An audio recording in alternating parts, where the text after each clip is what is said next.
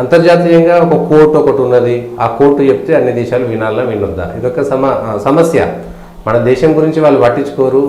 ఈ దేశంలో ఉన్నటువంటి అంతర్గతంగా ఉన్నటువంటి సమస్యలకు పట్టవు.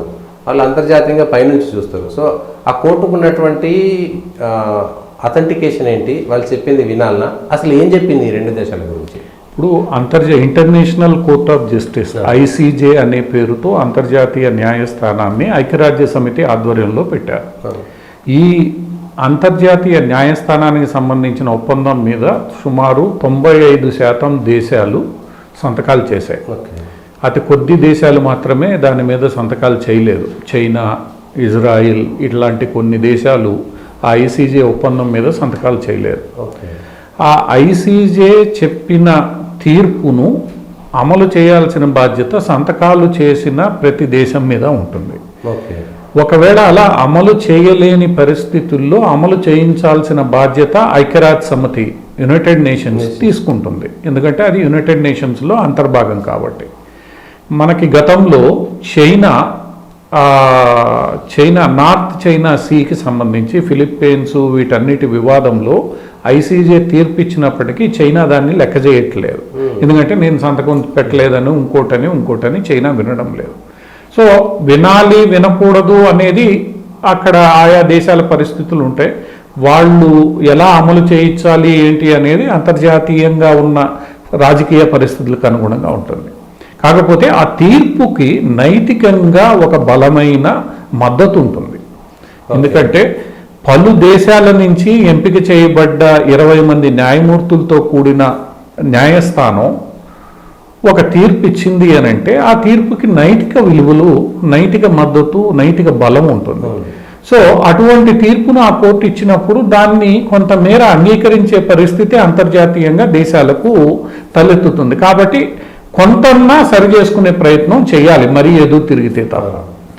ఇక్కడ జరిగింది ఏంటంటే పాలస్తీనా కన్నా ఇక్కడ గాజాలో హమాస్ చేసిన చర్య కారణంగా ఇజ్రాయెల్ యుద్ధం మొదలుపెట్టింది. ఇప్పుడు ఆ యుద్ధం తుది దశకు వచ్చింది. ఆ తుది దశలో ఏమైంది అనంటే ఏదైతే హెవీలీ పాపులేటెడ్ ప్రాంతం ఉందో గాజా స్ట్రిప్లో రఫా అనే ఏది ఈజిప్ట్ బోర్డర్కి దగ్గరగా ఉన్న ప్రాంతం ఉందో ఆ ప్రాంతంలో బందీలు ఉన్నారు. హమాస్ తీవ్రవాదులంతా అక్కడ ఉన్నారు కాబట్టి వాళ్ళని నేను ఏరివేయాలి, అక్కడతో నాకు ఈ యుద్ధం ముగుస్తుంది అని ఇజ్రాయెల్ గట్టిగా పట్టుబట్టుంది. దాన్ని ఆపడానికి అంతర్జాతీయంగా ఉన్న చాలా సంస్థలు, లిబరల్ రకరకాల పేర్లతో ఉన్న సంస్థలు గట్టిగా ప్రయత్నిస్తున్నాయి. అటువంటి భావజాలం కలిగిన పలు దేశాలు కూడా దాన్ని అడ్డుకునే ప్రయత్నం చేస్తున్నాయి. ఎందుకంటే రఫాలో మొత్తం గాజా స్ట్రిప్కి సంబంధించిన జనాభా అంతా చేరిపోయి ఉంది. ఎందుకంటే ఉత్తరం వైపు నుంచి ఇజ్రాయిల్ వీళ్ళందరినీ దక్షిణానికి నెట్టివేసింది. ఉత్తరం నుంచి క్లీన్ చేసుకుంటూ వచ్చింది. ఇప్పుడు దక్షిణంలో అది మిగిలి ఉంది. సో చాలా మంది చనిపోయే అవకాశం ఉందని గట్టిగా గగ్గోలు పెట్టడం జరుగుతోంది. దానికి ఇజ్రాయిల్ ఒకటే చెప్తోంది, హమాస్ దారికి వచ్చేంత వరకు ఇది ఆగదు అని చెప్పి ఇజ్రాయెల్ స్పష్టంగా ముందుకు వెళ్తోంది. సో ఈ క్రమంలో దక్షిణాఫ్రికా దేశం ఏదైతే ఉందో, దక్షిణాఫ్రికా దేశం ఇజ్రాయెల్ చేస్తున్నది అంతర్జాతీయ ఒప్పందాలకు విరుద్ధంగా ఉంది, ఇది ఇంటర్నేషనల్ క్రైమ్గా పరిగణించాలి, ఇజ్రాయెల్ ఆపాలని దక్షిణాఫ్రికా ఐసీజే ఇంటర్నేషనల్ కోర్ట్ ఆఫ్ జస్టిస్కి వెళ్తే దాని మీద జరిగిన తర్జనల భర్జనలు, వాద ప్రతివాదనలు అన్నీ అయిన తర్వాత ఐసీజే ఆదేశాలు ఏం జారీ చేసింది ఏంటంటే రఫా మీదకి మీరు యుద్ధం చేయడానికి వెళ్తే ఎక్కువ మంది చనిపోయే ప్రమాదం ఉంది కాబట్టి అది జెనోసైడ్ కింద ట్రీట్ చేయాల్సి వస్తుంది కాబట్టి మీరు ఆ పని చేయవద్దు, ఆపివేయండి. ఆపివేసి ఎవరైతే ఉన్నారో దానికి ప్రత్యామ్నాయ మార్గాలు మీరు వెతుక్కోండి, అంటే యుద్ధాన్ని ఆపండి, ప్రత్యామ్నాయ మార్గాలు వెతుక్కోండి. అదే క్రమంలో హమాస్ కూడా వాళ్ళు గట్టిగా చెప్పారు, నువ్వు కూడా ఎటువంటి తీవ్రవాద, ఎందుకంటే ఈ మొత్తం ప్రక్రియ ప్రారంభమైందే హమాస్ దాడి వల్ల కాబట్టి హమాస్ కూడా జాగ్రత్తగా ఉండాలని స్పష్టంగా చెప్పారు. చెప్పగానే హమాస్ ఏం చెప్పింది, నేను దీనికి కట్టుబడి ఉంటాను, మీరు ఇజ్రాయెల్ని ఆపండి. కానీ హమాస్ ఈరోజు కన్వీనియంట్గా తన నెత్తి మీదకి వచ్చేసరికి నేను కట్టుబడి ఉంటానంటుంది. కట్టుబడి నిజాయితీగా ఉన్న హమాస్ బందీల్ని విడుదల చేయకపోగా 3 బందీల్ని చంపేశారు. సో ఇక్కడ హమాస్ వ్యవహార శైలి ఏదైతే ఉందో అది సరిగ్గా లేదు మొట్టమొదటి నుంచి. ఆ విషయాన్ని ఇప్పుడు ఇజ్రాయెల్ మరోమారు చెప్పింది. ఇజ్రాయెల్ నిన్న మొన్న 2-3 వీడియోలను విడుదల చేసింది. హమాస్ దాడి నేపథ్యంలో మహిళా సైనికుల పట్ల ఎలా ప్రవర్తించారు, ఈరోజు 3 బందీలను ఎలా చంపేశారు, మిగిలిన బందీల పరిస్థితి ఏంటి, ఇవన్నీ కాకుండా ఈరోజు హమాస్ సానుభూతి పొందే ప్రయత్నం చేస్తోంది. దీన్ని మేము అంగీకరించమండి. సో ఈ మొత్తం దీంట్లో జరుగుతున్నది ఇక్కడ ఏంటంటే, ఈవెన్ మన భారతదేశంలో కూడా ఈ లిబరల్ లెఫ్ట్ వాదులు ఎవరైతే ఉన్నారో హమాస్ని కూడా ఐసీజే హెచ్చరించింది, తప్పు పట్టింది అన్న అంశాన్ని పక్కన పెట్టేసి ఇజ్రాయెల్ యుద్ధం ఆపేయాలి, ఇజ్రాయెల్ యుద్ధం ఆపేయాలన్న ఒకే అంశాన్ని హైలైట్ చేస్తూ తప్పంతా ఇజ్రాయెల్దే అన్నట్లు చిత్రీకరించే ప్రయత్నం చేస్తున్నాయి. ఇది యాక్చువల్గా ఇంటర్నేషనల్ కోర్ట్ ఆఫ్ జస్టిస్ ఇచ్చిన తీర్పుకు విరుద్ధం. ఇంటర్నేషనల్ కోర్ట్ ఆఫ్ జస్టిస్ ఇద్దరిని తప్పు పట్టింది. ఇద్దరూ ఈరోజు చర్చలకు రావాలి, యుద్ధాన్ని ఆపండి, ప్రజల ప్రాణాలు పోగొట్టుకోవద్దు, ఇద్దరూ సరిగ్గా వ్యవహరించాలని చెప్తోంది. అంటే హమాస్ కూడా చేయాలి. హమాస్ ఏం చేయాలి? బందీల్ని విడుదల చేయాలి, తీవ్రవాదాన్ని ఆపివేయాలి. ఇవి హమాస్ చేస్తానని ఈరోజు కూడా హామీ ఇవ్వలేదు. తీర్పుని హమాస్ స్వాగతించిన ఈ 2 అంశాలకి ఇంతవరకు హమాస్ దగ్గర నుంచి ప్రతిస్పందన లేదు. సో హమాస్ ఏ రోజు ప్రతిస్పందన ఎంతవరకు దీని మీద స్పందించదో అంతవరకు ఇజ్రాయెల్ కూడా స్పందించదు. ఎందుకంటే ఇక్కడ టిట్ ఫర్ టాట్ జరుగుతోంది, మొదలుపెట్టింది వీళ్ళు కాబట్టి. సో ఈ మొత్తం వ్యవహారాన్ని ఈరోజు గల్ఫ్ దేశాల్లో లేదా ప్రపంచంలో పలు దేశాల్లో ఒకళ్ళకి మద్దతుగా ఇంకొకళ్ళకి మద్దతుగా చర్చ జరుగుతోంది. ఇక్కడ మొత్తం పరిణామంలో గమనించాల్సింది ముస్లిం దేశాల ప్రతిక్రియ ఈ తీర్పు వచ్చిన తర్వాత ఎలా ఉంది. ఎందుకంటే పాలస్తీనాకి మొట్టమొదటి నుంచి బలమైన మద్దతు ఇచ్చింది ముస్లిం దేశాలు, ఇస్లామిక్ దేశాలు. ఆ ఇస్లామిక్ దేశాలన్నీ కూడా ఈరోజు హమాస్కి మద్దతు పలకడానికి ఓపెన్గా బహిరంగంగా మద్దతు పలకడానికి ఇష్టపడడం లేదు. ఈ మొత్తం గొడవ ఇజ్రాయెల్ పాలస్తీనా అంతర్గత వ్యవహారంగా పరిగణించి అందరూ గమనున్నారు.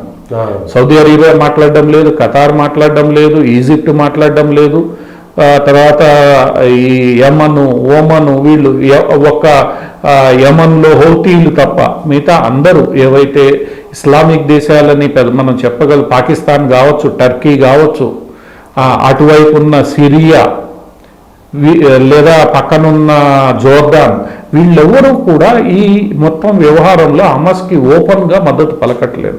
ఎందుకంటే హమాస్ చేసినది ఏదైతే ఉందో ఈరోజు సోషల్ మీడియా యుగంలో పూర్తి స్థాయిలో ప్రపంచానికి పాకిపోయింది. ఎప్పుడు వీళ్ళు ఈ మీడియా యుద్ధంలో గెలిచేవాళ్ళు లెఫ్ట్, ఈ లిబరల్, ఇది ఈసారి సోషల్ మీడియా కారణంగా అది ఉల్టా పడిపోయింది. దాంతో వీళ్ళెవరు మాట్లాడడంలా, వాళ్ళకున్న అంతర్గత సమస్యలు వాళ్ళకున్నాయి. సో ఈ నేపథ్యంలో ఈరోజు మొత్తం ఇస్లామిక్ దేశాలు కూడా 2గా చీలిపోయి ఉన్నాయి. 2గా ఎలా చీలిపోయాయి? గల్ఫ్ కంట్రీస్లో ఒకటేమో కొంత మొత్తానికి న్యూట్రల్, సౌదీ అరేబియా, మనకి దుబాయ్, అబుదాబి, జోర్డాన్, ఈజిప్ట్, ఇవన్నీ కూడా మేము ఎవరి పక్షాన నిలబడము, ఇది మీరిద్దరూ తెలుసుకోండి. అట్లా కాకుండా హమాస్కి మద్దతుగా, అంటే ఇప్పుడు ఇజ్రాయెల్కి మద్దతుగా అమెరికా, బ్రిటన్ లాంటి దేశాలన్నీ ఉంటే హమాస్కి మద్దతుగా నిలబడిన ఏకైక దేశం ఇరాన్. ఇరాన్కి మద్దతుగా ఉన్న లెబనాన్ ఏదైతే ఉందో, ఈ లెబనాన్ ఇరాన్కి మద్దతుగా ఎప్పుడు ఉంటుంది. ఈ లెబనాన్లో ఇజ్రాయెల్కి వ్యతిరేకంగా పోరాడే శక్తులన్నీ ఉన్నాయి. సో ఇరాను, లెబనాను, ఇవి 2 మాత్రమే ఈరోజు హమాస్కి మద్దతు పలుకుతున్నాయి. ఈ మద్దతు పలికే క్రమంలోనే ఇరాన్ కూడా ఇజ్రాయెల్ మీద దాడి చేసింది. కానీ దాడి చేసిన తర్వాత మళ్ళీ ఇరాన్ ఏం మాట్లాడడం మానేసింది, తర్వాత చాలా సైలెంట్గా ఉంది. అంటే ఇక్కడ మొత్తం వ్యవహారం చూస్తే హమాస్ చేసిన పనికి మద్దతు దొరకట్లేదు. హమాస్ కారణాలు ఎన్ని చెప్పినా కూడా ఈ రోజున్న సామాజిక రాజకీయ వ్యవస్థలో అంతర్జాతీయంగా తీవ్రవాదానికి తావు లేదు, మద్దతు దొరకదు.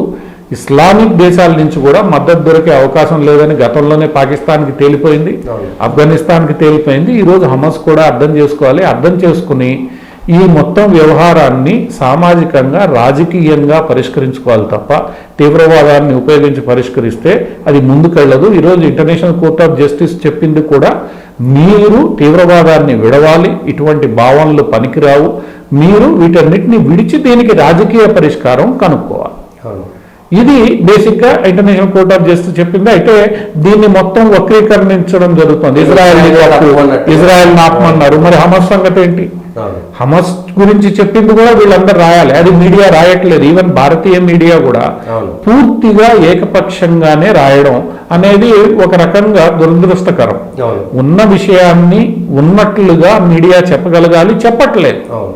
అది ఒక రకంగా ఒక తప్పుడు సందేశాన్ని భారతీయ మీడియా కూడా ఈరోజు ప్రపంచానికి ఇస్తోంది. ఇదే నేపథ్యంలో ఇంకొక అంశం కూడా ఉంది. ఈరోజు పాలస్తీనాని 3 పాశ్చాత్య దేశాలు మొట్టమొదటిసారిగా గుర్తిస్తూ ప్రకటన చేశారు. దేశంగా గుర్తించారు. నార్వే, స్పెయిన్, ఐర్లాండ్ ఈ 3 దేశాలు ఇజ్రాయెల్ని గుర్తించాయి. గతంలో పాలస్తీనాను గుర్తించాయి. గతంలో పాలస్తీనాను చాలా దేశాలు గుర్తించాయి, పాక్షికంగానో పూర్తిగానో. ఇస్లామిక్ దేశాలు కాకుండా భారత్, దక్షిణాఫ్రికా లాంటి, చైనా లాంటి దేశాలు గుర్తించాయి.